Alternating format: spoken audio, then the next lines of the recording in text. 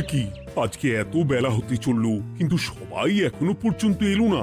এই সব হলো কুঁড়েমির লক্ষণ মহারাজ। আপনি একদিন যারা যারা দেরি করছে তাদের চাপকে দেবেন, তাহলেই সব সিধে হয়ে যাবে। আর বলবেন না মহারাজ, আজকে গিন্নি কাঁচা লঙ্কা দিয়ে কুচো চিংড়ির ঝালটা যা বানিয়েছিল না, খেতে খেতে দেরি হয়ে গেল।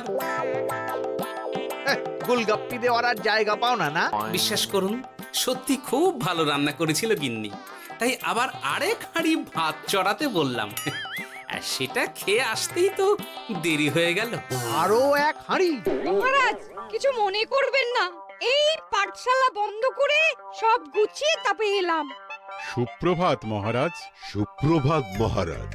প্রভাত আজকে আর শুনেই তোমরা সবাই এত কুঁড়ে হয়ে গেছো যে কি বলবো। মহারাজ, এই কুঁড়েমির আসল কারণ হচ্ছে চর্বি।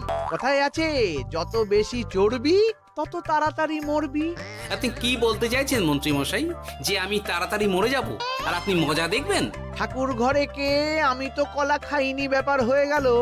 গোপালের একদম মোক্ষম জায়গায় আঘাত লেগেছে, যাকে বলে ওই আঁতে ঘা। তুমি বেশি কথা বলো না বৈদ্য, ছুঁচ করে চালুনির বিচার। হ্যাঁ, বৈদ্য তো দেরি করেই এসেছে। আমার মনে হয় প্রত্যেককে এমন ভাবে প্রশিক্ষণ দেওয়া দরকার যাতে তারা একটু চনমনে হয়ে ওঠে। হ্যাঁ মহারাজ, তাহলে আগামীকাল থেকেই শুরু হোক ব্যায়াম আর অস্ত্র শিক্ষা। হ্যাঁ, কুঁড়ে থাকলে রাজ্যের কোনো বিপদ আপদেই সভাসদেরা কাজে আসবে না। ঠিক বলেছেন মহারাজ। তাহলে আর দেরি কেন, চলো সবাই এখনই আমরা মাঠে যাই। এই তো মহারাজ ভরপেট খেয়ে এলাম, এখনই মাঠে? ও সব অজুহাত দিয়ে লাভ নেই, চলো চলো চলো।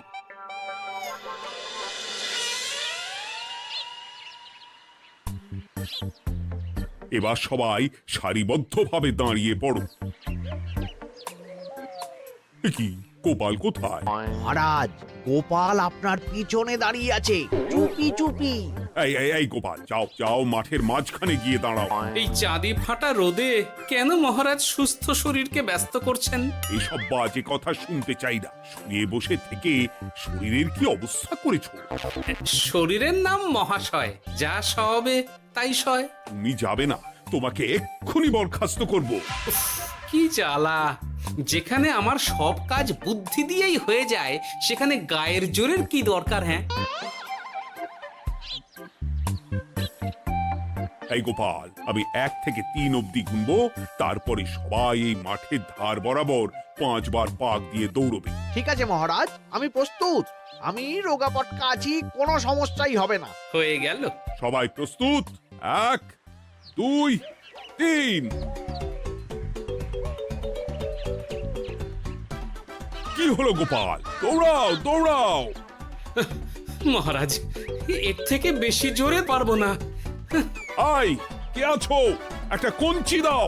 এই সেরেছে। বেশ হয়েছে, বেশ হয়েছে। ব্যাটার এবার চর্বি কমবে।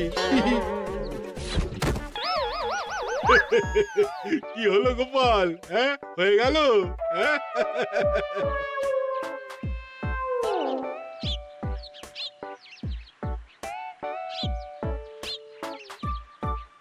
এই গুলটে, উঠি, আমাদের দাদু উল্টে গেছে। হ্যাঁ, তাই তো দেখছি। চল চল গিয়ে দেখি। উফ, চেহারার কি অবস্থা বানিয়েছো গোপাল, হ্যাঁ? এতটুকু দৌড়তে গেলেই চিটপটাং। তাড়িয়ে দিন মহারাজ, এরকম বেঢপ চেহারা সভাসদকে আমাদের দরকার নেই। না না, তা বললে হবে নাকি গোপাল, তুমি এক্ষুনি বাড়ি চলে যাও, কালকে আবার মাঠেই দেখা হবে। এই দাদু, বাড়ি চলো। ওরে বাবারে!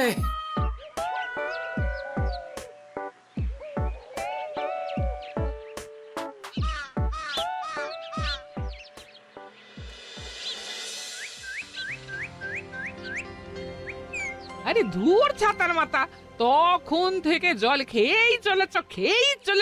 কি হয়েছে সেটা বলবে তো? শরীর চর্চা হয়েছে, শক্তি খরচা হয়েছে, আর পারছি না। উফ, বাপরে বাপ, কি পায়ে ব্যথা! এই জন্যেই আমি বলি বাপু, একটু বপুটাও নড়াও, কিন্তু কার কথা কে শোনে? ওরে বাবা, অকারণে সুস্থ শরীর ব্যস্ত করবো কেন বলো তো? বেশি নড়াচড়া করলেই আয়ু কমে যায়। তোমার এই বাজে কথা কোন শাস্ত্রে লেখা আছে শুনি? শাস্ত্রে কেন যাব, বাস্তবে জলজ্যান্ত উদাহরণ আছে। আমি মানতে পারছি না। হুম, মানতে পারছি না বললে তো হবে না, তোমাকে মানতেই হবে। বেশ, প্রমাণ করো। আমি যদি তোমাকে প্রমাণ করে দিতে পারি, তাহলে আজ থেকে বাড়ির বাজার দোকান করার দায়িত্বটাও তোমাকেই নিতে হবে। দিদা, তুমি তো ফেঁসে যাবে, দাদুর সঙ্গে বাজি লড়বে না। এই বাদ দে তো, তোর দাদু আগে প্রমাণ করুক যে বেশি নড়াচড়া করলে বয়স কমে। হ্যাঁ তাহলে বাজি? হ্যাঁ, বাজি। আচ্ছা ঠিক আছে, বেশ। তুমি তুমি একটা পশুর নাম বলো তো, যারা খুব তাড়াতাড়ি দৌড়য়। ঘোড়া, হরিণ, চিতাবাঘ আরো আছে। আচ্ছা, এবার সবচেয়ে আস্তে আস্তে কোন পশু চলে, এরকম একটা পশুর উদাহরণ দাও। কেন, কচ্ছপ? এই তো পেয়ে গেছে উত্তর।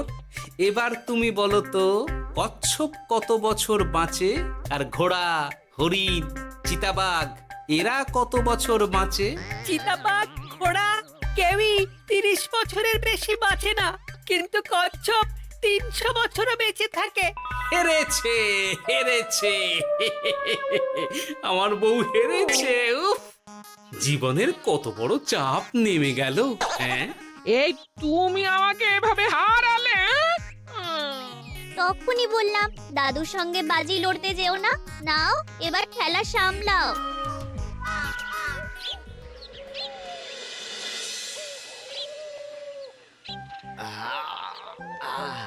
আরো ভালো করে মালিশ কর। আজকে ছোটাছুটি করে পা দুটো বেশ ব্যথা ব্যথা করছে। কালকে তো আবার অন্য পরীক্ষা। আরে আমার হালকা চেহারা আছে, সব সামলে নেব।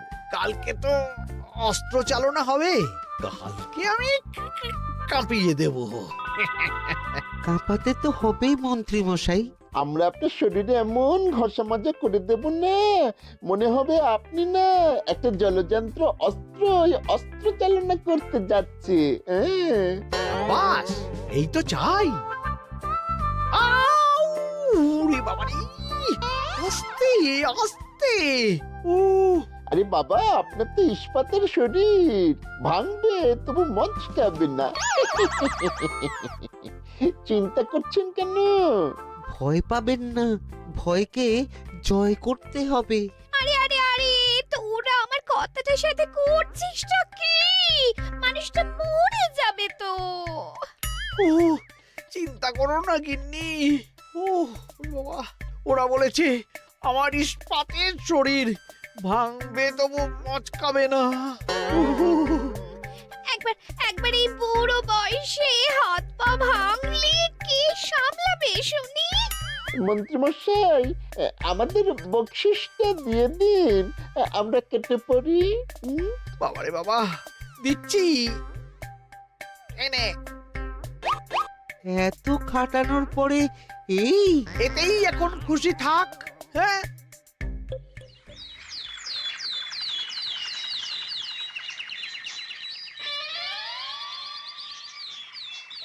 এবার তোমাদের সকলকে অস্ত্র শিক্ষা দেওয়া হবে। উফ, রোজ রোজ কি জ্বালাতনে পড়েছি, বাপরে বাপ। বাবা মা কাউকে ডাকার দরকার নেই, ভালো না লাগলে রাজসভা চাকরি ছেড়ে চলে যাও। মহারাজ, এটা তো উচিত নয়। যে যেটাই পারদর্শী তাকে সেটাই করতে দিন না। একটা বাঁদরকে যদি আপনি বলেন শিকার করে মাংস খেয়ে দেখা, সে কি পারবে মহারাজ? মহারাজ, গোপাল একটু বেশি কথা বলছে, ওকে আপনি বের করে দিন। আমি তোমার কথায় গলবো না গোপাল, তোমাদের সবাইকে এখন অস্ত্র শিক্ষা শিখতেই হবে। কর্তার ইচ্ছায় কর্ম, এখন তো আমার আর কিছুই বলার নেই। তাহলে আর দেরি কেন, তোমরা সবাই একটা করে ঢাল আর একটা করে তলোয়ার তুলে নাও।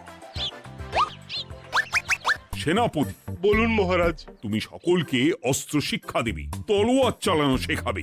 এক এক করে প্রত্যেকে তোমার কাছে যাবে আর এক এক করে তুমি সবাইকে তলোয়ার চালানো শেখাবে। আচ্ছা মহারাজ, তাহলে ওই সবার প্রথমে চলে আসুন মন্ত্রী মশাই।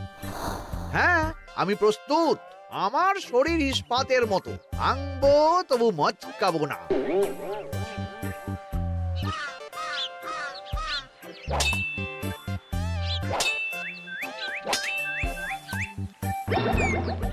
কি, কেমন দিলাম?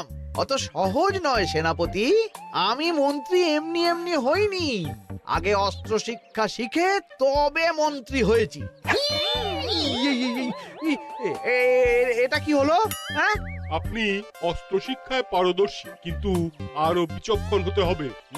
কারণ আজকে এই পাগড়ির জায়গায় আমি যদি তলোয়ার আপনার গলার দিকে চালাতাম, তাহলে কিন্তু আপনার এই ভবলীলা এখানেই সাঙ্গ হয়ে যেত। ঠিক আছে, ঠিক আছে, মনে রাখবো। এবার বাকিদের তো ডাকো। হ্যাঁ, এরপরে তলোয়ার চালানো শিখতে আসবে গোপাল।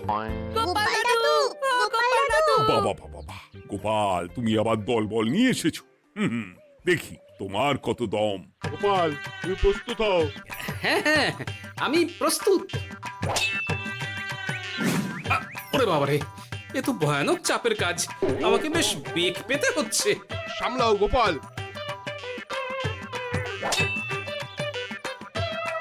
না, আমাকে অন্য রাস্তা দেখতে হবে। সেনাপতি, মহারাজের দিব্যি, তুমি আমার দিকে তলোয়ার ঢাল বাড়াবে না। এই এই, এটা কি হলো? সত্যি তো, এটা কি হলো? গেল গেল গেল গেল গেল গেল গেল, দুটিটা খুলে গেল গো। দেব নাকি এবার কুচ করে কেটে?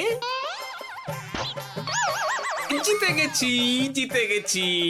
এটা কি হলো? শত্রুপক্ষ কখনো কারো দিব্যি শুনবে না। আর সেনাপতি, তুমি কি ওখানে দাঁড়িয়ে দাঁড়িয়ে মজা দেখছো? আমি কি করব মহারাজ, গোপাল যে আপনার দিব্যি দিয়ে দিল। গোপাল বেটা খুব চালাক। তাহলে এখন উপায়? ওসব গোপাল তোমাকে বোকা বানাবার জন্য করেছে। তুমি ধুতি ঠিক করে আবার লড়াই চালিয়ে যাও। যথাজ্ঞা মহারাজ।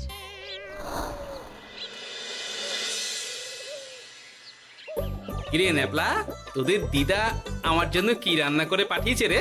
এই তো ভাত, আলু সেদ্ধ, এই পুঁই শাকের ঝোল আর রুই মাছের ঝাল। আর তোদের যে তোষক, বিছানার চাদর আনতে বলেছিলাম, এনেছিস তো? ওই তো দাদু, পুটির গুলটে আর বাকিরা সবাই ধরাধরি করে নিয়ে আসছে। ব্যাস, তাহলে তার কোনো চিন্তা নেই। খেয়ে একটা জব্বর ঘুম দেব, কারণ এখানে যা রঙ্গ দেখছি তাতে বিকেল হয়ে যাবে। তলোয়ার শিক্ষা আজকের মতন এটুকুই থাক। এবার শুরু হবে বল্লম শিক্ষা। সবাই আবার আগের মতন সারিবদ্ধভাবে দাঁড়িয়ে পড়ো। আহ, তোদের দিদা ওই সবটা কিন্তু বেশ জব্বর বানিয়েছে। তোদের দিদার হাতের রান্নার কোনো তুলনাই নেই। আহা, কি স্বাদ! এ কি, গোপাল আবার কোথায় গেল? এই তো মহারাজ, আমি এখানে ওই পুঁয়ের ঝোল আর রুইয়ের ছাল দিয়ে ভাত খাচ্ছি। এসব কি মাঠের মধ্যে খাওয়া? আরে শরীরটাকে তো রাখতে হবে। তাড়াতাড়ি খেয়ে এইদিকে এসো। আসছি আসছি আসছি। এবার আমি তোমাদের দেখাবো কিভাবে বল্লম নিয়ে তেড়ে যেতে হয়। দেখান মহারাজ।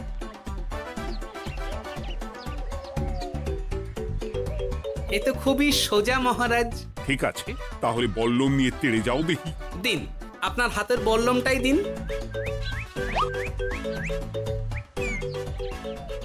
আরে আরে, গোপাল তো মাঠ থেকেই চলে গেল। আমি ডেকে আনছি মহারাজ। আরে আরে, ও গোপাল, গোপাল, মহারাজ ডাকছেন, থামো থামো। মহারাজ বলেছেন বল্লম নিয়ে তেড়ে যেতে।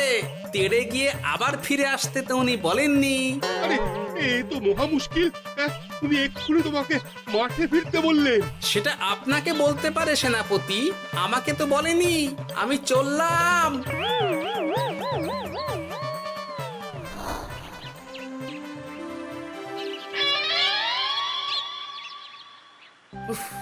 বাবারে বাবা, কি ঝক্কি! অনেক বুদ্ধি করে মাঠ থেকে খাটে চলে এসেছি। আমি আর উঠছি না। এ কি বলি, তোমাদের তো এখন অস্ত্র শিক্ষা নেওয়ার কথা। হ্যাঁ, তোমার বলা নেই, কোয়া নেই, অমনি বাড়ি চলে এলে। আরে বাবা, ওইসব অস্ত্র শিক্ষা মানেই সুস্থ শরীরকে ব্যস্ত করা, অসহ্য খাটনি, অযথা কষ্ট। কষ্ট করলে তবেই কেষ্ট পাওয়া যায়। হ্যাঁ, তোমায় আমি আগেও বুঝিয়েছি, যেখানে বুদ্ধি কথা বলে সেখানে দেহের শক্তি নীরব দর্শক গিন্নি। আরে বাবা, সে না হয় বুঝলাম, কিন্তু মহারাজ তো ভালোর জন্য সবাইকে অস্ত্র শিক্ষা দেওয়ার চেষ্টা করছে না? আরে বাবা, যার যা কাজ তাকে সেটা করালেই পারে। মহারাজ তো সেটা বুঝতেই চাইছেন না। আমি এখন ঘুমো।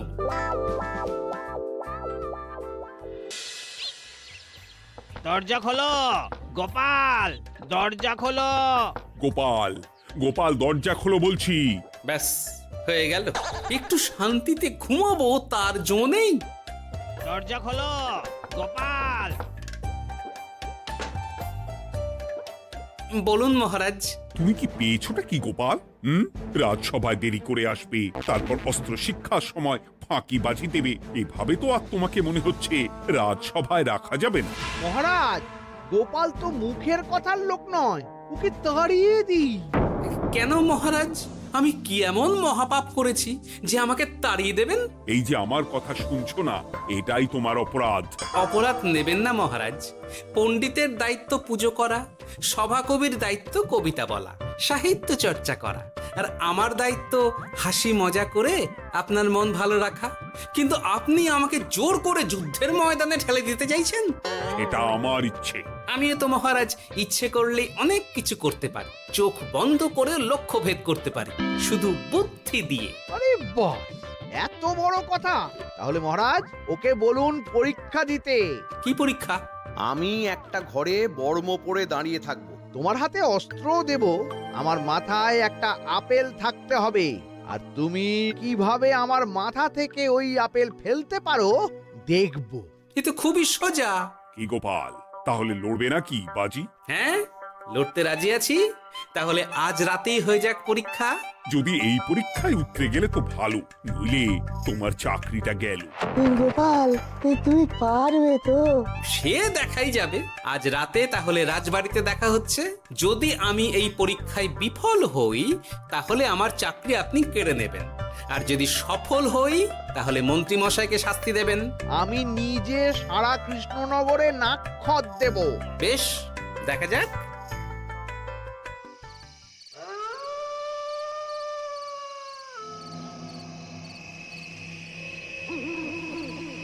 কি মন্ত্রীমশাই, ব্যবস্থা সব ঠিকঠাক হয়েছে তো? হ্যাঁ, এবার শুধু গোপালের পরীক্ষার পালা। আমি তাহলে বাইরে গেলাম, গোপালকে পাঠিয়ে দিচ্ছি।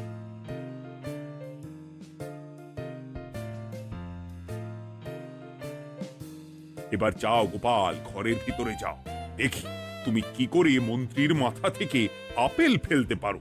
আপনি তো শুধু আমার চোখ ঢেকেছেন, আমার নাক, মুখ, কানও ঢেকে দিন, যাতে ঘ্রাণেন্দ্রিয়, শ্রবণেন্দ্রিয়েরও সাহায্য না নিতে পারি। বেশ, তাহলে তাই হোক। আয়, কে আছো? গোপালের মুখ, নাক আর কান ঢাকো।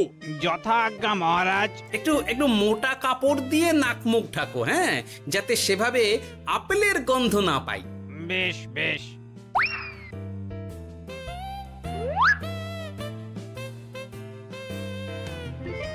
যাও গোপাল। গোপাল, এবার তোমার চাকরি গেল। এবার তুমি কি করবে? কি করবে? দৌড় ঝাঁপে ফাঁকিবাজি? হ্যাঁ?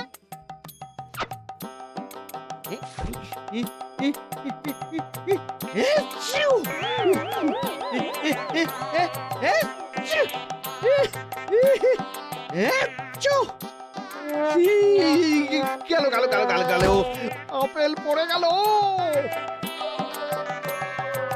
আপেল পড়ে গেল? মহারাজ, এর মধ্যেই গোপাল আপেল ফেলে দিয়েছে। ঘরের ভেতরে চলো।